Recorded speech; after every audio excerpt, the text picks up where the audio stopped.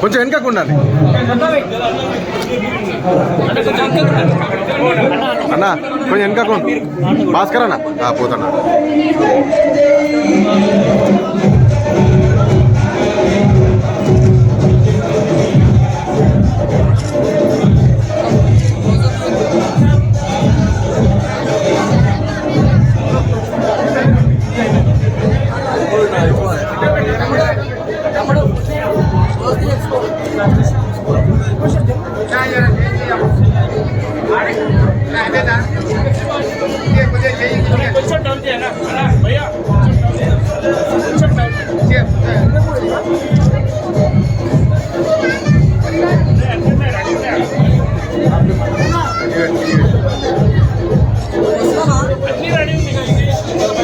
అన్నా చెయ్యిల్లీరి,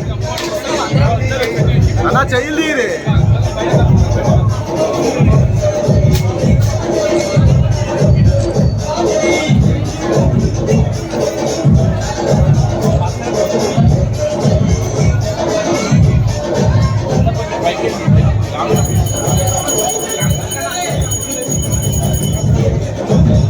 దండం పెట్టారు.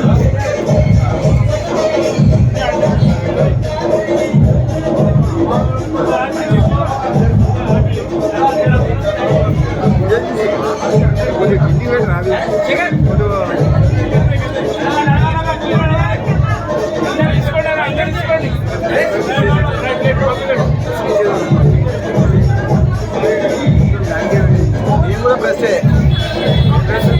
ప్రెస్కి ఇచ్చాడే, నేను కూడా అంటున్నా ఇచ్చేది. వీడియో ఎందుకు తీసా, ఫోటో కావాలి గిది పెట్టరా.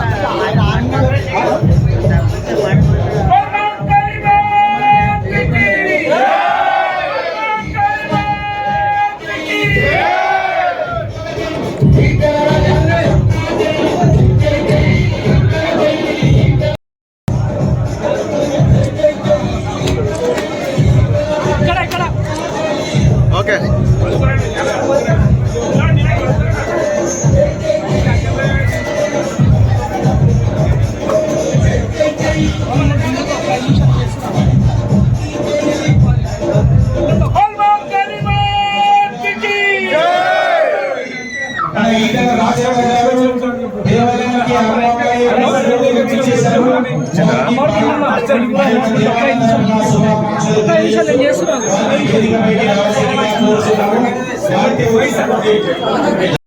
చేశారు.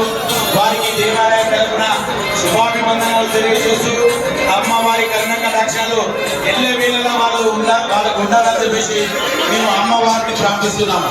వారిని 2 నిమిషాలు మాట్లాడవలసిందిగా కోరుతున్నాము.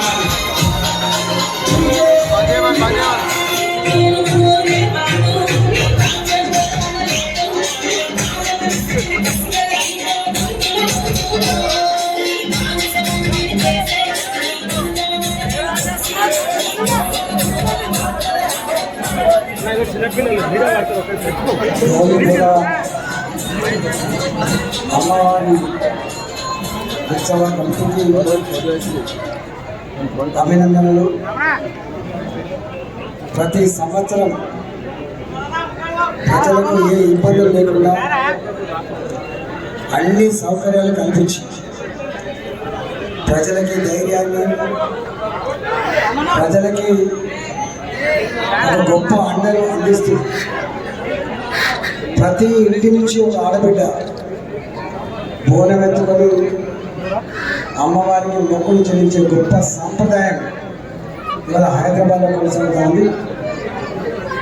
ఈ బోనాల ఉత్సవాలు హైదరాబాద్ నగరానికి మాత్రం పరిమితం కాకుండా ప్రతి గ్రామంలో కూడా వర్షాకాలంలో ప్రజలందరూ మంచి వర్షాలు పడాలని, పాడి పంటలతో గొప్పగా జీవించే భాగ్యం కలగాలని చెప్పి మొక్కలు జీవిస్తారు. పోయిన సంవత్సరం నుంచి ఎన్నలేని పద్ధతిలో మానవాళిని భయపెట్టించిన కరోనా మానవ జీవితంలో ఎంత అల్లకల్లో లేకుండా చూసినాం. ఎంత శాస్త్ర విజ్ఞానం ఉన్నప్పటికీ, ఎంత ఎదుగుదల ఉన్నప్పటికీ అమ్మవారి ఆశీస్సులు లేకపోతే, అమ్మవారి కనికరించకపోతే మానవులు ఎట్లా విలవిల కొట్టుకుంటారో, విలవిలాడుతారో మనం సజీవంగా చూసాం. కాబట్టి ఇవాళ అమ్మవారికి నేను కూడా మొక్కులు చెల్లించుకున్నా. ప్రజల ఆశీర్వాదంతో తప్పకుండా ఈసారి మమ్మల్ని గెలిపించమని చెప్పి కోరుకున్నా. దేవాలయాలని,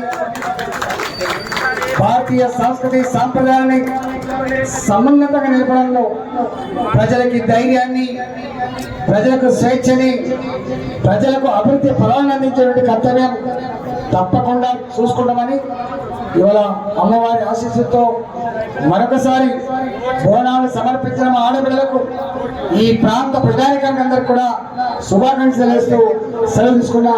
భారత్ మాతాకి, భారత్ మాతాకి జై తెలంగాణ.